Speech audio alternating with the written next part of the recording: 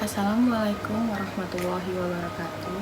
Perkenalkan, nama saya Sabrina Dasmai Tarijati dari Fakultas Ekonomi dan Bisnis, jurusan akuntansi dengan NIM 193-25166. Video ini dibuat untuk memenuhi tugas ujian tengah semester dari mata kuliah Manajemen Strategi. Di sini saya akan menjelaskan sedikit tentang konsep dasar dari manajemen strategi. Definisi dari manajemen strategi itu sendiri adalah usaha manajerial dalam menumbuh kembangkan kekuatan perusahaan untuk mengeksploitasi peluang bisnis yang muncul guna mencapai tujuan perusahaan yang telah ditetapkan sesuai dengan visi dan misi. Usaha atau upaya tersebut biasanya tertuang dalam strategi bisnis perusahaan, di mana faktor eksternal dan faktor internal merupakan hal-hal yang menjadi perhatian dalam menyusun sebelum akhirnya strategi tersebut diimplementasikan dan dievaluasi hasilnya. Dengan demikian, bisa dikatakan manajemen strategi memiliki 4 komponen utama, yaitu tujuan perusahaan, faktor internal perusahaan, faktor eksternal perusahaan, dan strategi bisnis.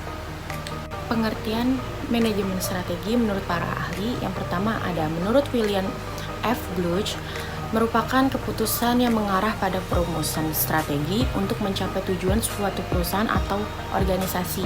Yang kedua, menurut Fred R. David, pada bukunya Manajemen Strategi Konsep tahun 2011, manajemen strategi merupakan seni dan ilmu perumusan, penerapan, evaluasi, dan keputusan strategis untuk mencapai suatu tujuan organisasi. Tujuan dari perusahaan itu sendiri yang pertama ada mendapatkan laba, menaikkan harga saham, meningkatkan volume penjualan, dan menjaga keberlangsungan hidup perusahaan. Tujuan tersebut dipengaruhi oleh threat and opportunity yang berasal dari lingkungan eksternal atau pasar dan industri, serta weakness and strength yang berasal dari internal, yaitu internal perusahaan.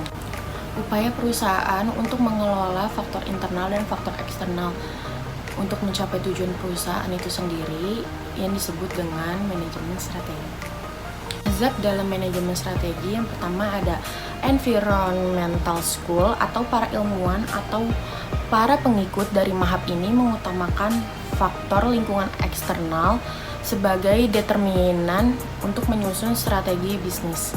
Kedua ada research based school, yaitu para pengikut atau para pengusaha untuk manajemen menentukan strategi bisnisnya berdasarkan faktor lingkungan internal, yaitu strength and weakness perusahaan. Mereka berusaha mengabaikan threat and opportunity yang ada di lingkungan bisnis.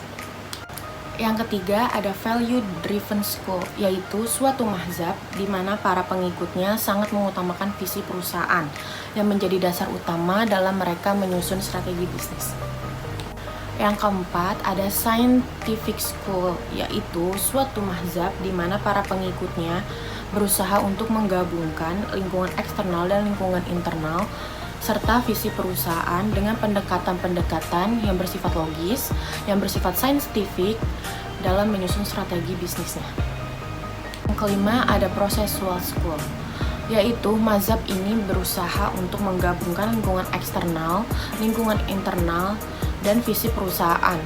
Namun, pendekatan yang dia pilih untuk menyusun strategi bisnisnya adalah pendekatan seni atau intuisi.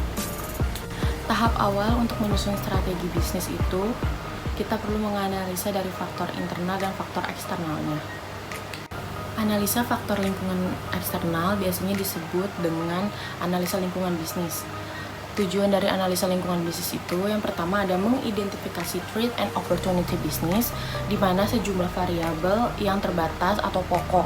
Yang kedua itu mengidentifikasi implikasi manajerial yang ditimbulkan baik secara langsung maupun tidak langsung dari berbagai faktor eksternal yang telah diidentifikasi. Selanjutnya ada ilusi kepastian dan proyeksi lingkungan bisnis. Menurut Courtney, dalam bukunya, ia telah mengkategorikan ketidakpastian lingkungan bisnis itu dalam 4 tingkatan.